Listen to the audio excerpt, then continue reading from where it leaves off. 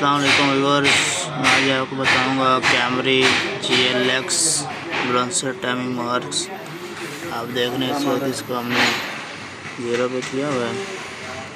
हमने ऊपर से इसको 0 पे रखना है और नीचे जो है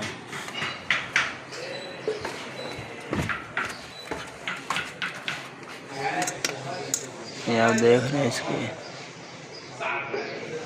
इसी तरह इधर वाला भी आपको इसके ऊपर सीधा करना है।